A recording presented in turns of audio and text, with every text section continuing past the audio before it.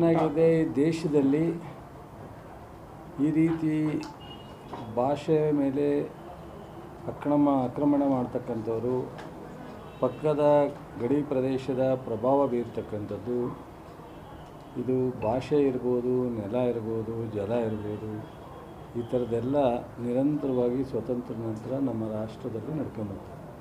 ಇದಕ್ಕೆಲ್ಲ ಒಂದು ತಿಲಾಂಜಲಿ ಹೇಳ್ತಕ್ಕಂಥ ಸಂಪೂರ್ಣ ಒಂದು ಇಂಟರ್ ಸ್ಟೇಟ್ ಇಶ್ಯೂಸ್ನ ಸ್ಥಗಿತಗೊಳಿಸ್ತಕ್ಕಂಥ ಶಕ್ತಿ ಇರ್ತಕ್ಕಂಥದ್ದು ಕೇಂದ್ರ ಸರ್ಕಾರಕ್ಕೆ ಮಾತ್ರ.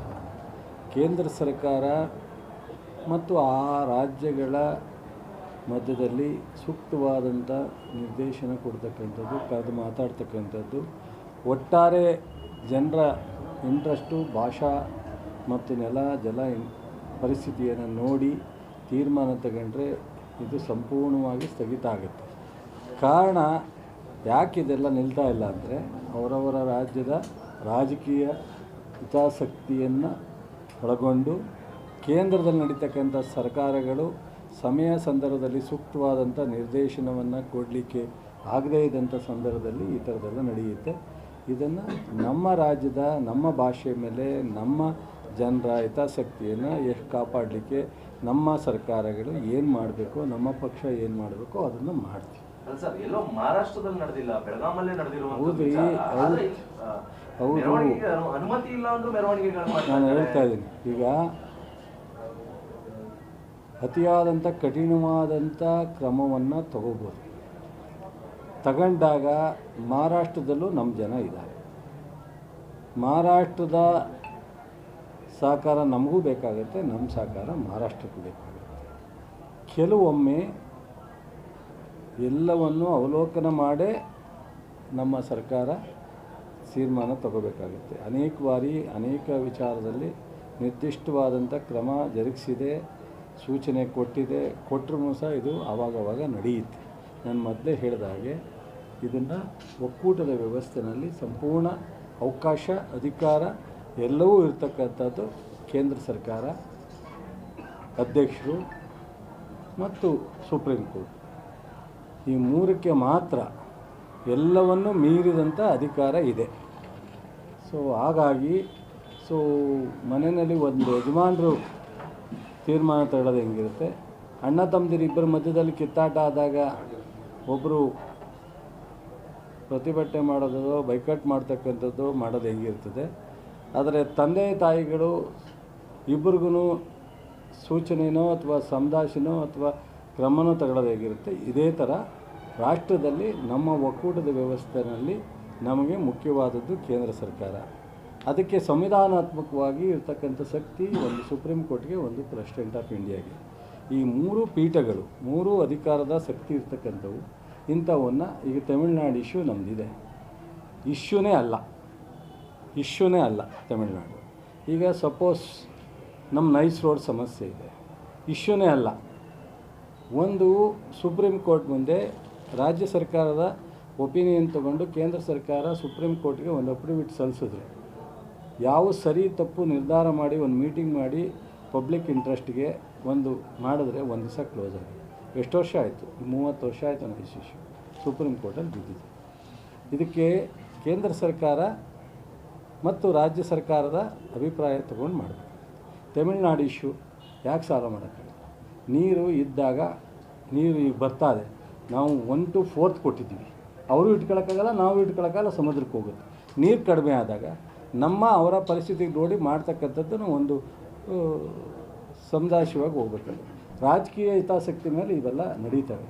ಅದರಿಂದ ಬಹುಶಃ ನಾವು ನಮ್ಮ ಭಾಷೆ ಮೇಲೆ ಅಥವಾ ನಮ್ಮ ರಾಜ್ಯದ ಜನರ ಮೇಲೆ ಪಕ್ಕದ ರಾಜ್ಯಗಳು ಏನೇ ಒತ್ತಡ ಅಥವಾ ಏನೇ ಆಕ್ರಮಣ ಮಾಡಿದ್ರು ನಮ್ಮ ಭಾಷೆ ಮತ್ತು ಜಲ ರಕ್ಷಣೆ ವಿಚಾರದಲ್ಲಿ ನಾವೇನು ಬೇಕೋ ಸೂಕ್ತವಾದ ತೀರ್ಮಾನ ತಗೋತೀವಿ. ಆದ್ರೂ ಇವೆಲ್ಲ ನಡೀತಾ ಇರ್ತವೆ ಪ್ರಜಾಪ್ರಭುತ್ವ ವ್ಯವಸ್ಥೆಯಲ್ಲಿ. ನೋಡಿ ನೆಕ್ಸ್ಟ್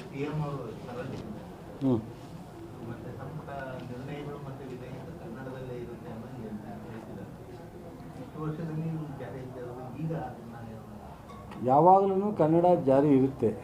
ಯಾವಾಗಲೂ ಕನ್ನಡದ ಮೇಲೆ ನಾವು ಸಂಪೂರ್ಣ ನಾಮಫಲಕ ಇನ್ನೊಂದು ಮಾಡಬೇಕು ಅಂತಿರ್ತೀವಿ. ಆದರೆ ಮಧ್ಯದಲ್ಲಿ ಒಂದೊಂದು ಸ್ವಲ್ಪ ನಡೀತಿರ್ತದೆ, ಯಾವಾಗಲೂ ಏನು ಮಾಡ್ದಲೇ ಇಲ್ಲ. ಸೊ ಅದೇ ಥರ ಕಠಿಣವಾಗಿ ನಾವು ಅದಕ್ಕೆ ಫಾಲೋ ಮಾಡ್ತೀವಿ ಅಂತ ಹೇಳಿದ್ದಾರೆ ಸರ್. ಸರ್, ಒಂದು ಕಡೆ ಆರ್ಎಸ್ಎಸ್ಗೆ ಒಂದು ಕಾರ್ಯಾಚರಣೆ ದೇವೇಗೌಡರು ಸಾಕಷ್ಟು ನೋಡಿದ್ದಾರೆ. ಯಾರು? ಸ್ವಾಮಿ ಅವರು ಮುಖ್ಯಮಂತ್ರಿ ಈ ಥರ ಚುನಾವಣೆ ಮಾಡೋದ್ರಲ್ಲಿ ಅಂತ ಹೇಳಿದ್ದಾರೆ. ಹೌದು, ಸದ್ಯ ಸರ್ಟಿಫಿಕೇಟ್ ಕೊಟ್ಟವರಲ್ಲ ನಿಮ್ಮ Nikhil, thank you for give the certificate ಅಂತ ಹೇಳ್ಬೋದು. ದೇವೇಗೌಡರನ್ನ ಚುನಾವಣೆ ನಡೆದಿಲ್ಲ, ಈ ದೇಶದ ತಾಲೂಕು ಬೋರ್ಡ್ ಅಧ್ಯಕ್ಷರಿಂದ ಹಿಡಿದು ಪ್ರಧಾನಿವರೆಗೂ ಆಗಿರ್ತಕ್ಕಂಥವ್ರ ಬಗ್ಗೆ ನಾನು ಮಾತಾಡಲೇ ಇಲ್ಲ. ನಾನು ಮಾತಾಡಿಲ್ಲ. ದೇವೇಗೌಡರ ಹೆಸರನ್ನ ಯಾಕೆ ಬಳಸ್ತಾರೋ ಗೊತ್ತಿಲ್ಲ. ಅವ್ರು ಮಾಡೋಕ್ಕಾಗದೇ ಇರೋದನ್ನ ದೇವೇಗೌಡರು ಬಳಸ್ಕೊಂಡು ಎಷ್ಟು ವರ್ಷ ದೇವೇಗೌಡರ ಹೆಸರಲ್ಲಿ ರಾಜಕಾರಣ ಮಾಡ್ತಾರೋ ಅಪ್ಪ ಮಕ್ಕಳು ಮತ್ತು ಪಕ್ಷದ ಲೀಡರ್ಗಳು ಗೊತ್ತಿಲ್ಲ. ನಾನು ಕೆಲವರೆಲ್ಲ ಕೆಲವು ಥರ ಮಾತಾಡಿದ್ದಾರೆ ಜನತಾದಳದ ಕೆಲವು ಮಾಜಿ ಶಾಸಕರು. ಅವ್ರಿಗೆ ಬಾಯಿ ಇಡ್ತಾ ಇದ್ದವ್ರಿಗೆ ಬಾಯಿ ಇಟ್ಕೋಬೇಕು ಅಂತ ನಾನು ಹೇಳೋಕ್ಕಾಗತ್ತಾ? ಅದು ಅವ್ರಿಗೆ ಬಿಟ್ಟು ವಿಚಾರ. ಈಗ ಕಳೆದ ಬಾರಿ ನಾವು ಅಪೋಸಿಷನ್ ಇದ್ದಾಗ 9 ಸೀಟ್ ಗೆದ್ದಿದ್ದು DC ಬ್ಯಾಂಕ್, 9 ಸೀಟು. ಸೊ ಅವರು BJPಯವ್ರ ಜೊತೆ ಸ್ನೇಹ ಮಾಡಿ ಸೊ ನಮ್ಮ 4 ಜನನ 24 ಗಂಟೆ ಅವಧಿಗೆ ಡಿಸ್ಕ್ವಾಲಿಫೈ ಮಾಡಿ ಸೊ ನಾಮಿನೇಟೆಡ್ ಮಾಡಿ ಉಮೇಶನ್ನು ಅಧ್ಯಕ್ಷನ ಮಾಡಿದ್ರು.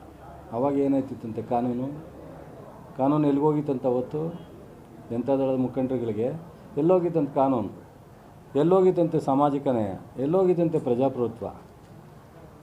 1.5 ವರ್ಷ ಅವ್ರ ಸರ್ಕಾರ ಇರೋವರೆಗೂ ನಾಮಿನೇಟೆಡ್ ಅಧ್ಯಕ್ಷನ ಮಾಡ್ಕೊಂಡು ಅಧಿಕೃತವಾಗಿ 12ರಲ್ಲಿ 9 ಗೆದ್ದರ ಮೆಜಾರಿಟಿ ಇರಬೇಕು.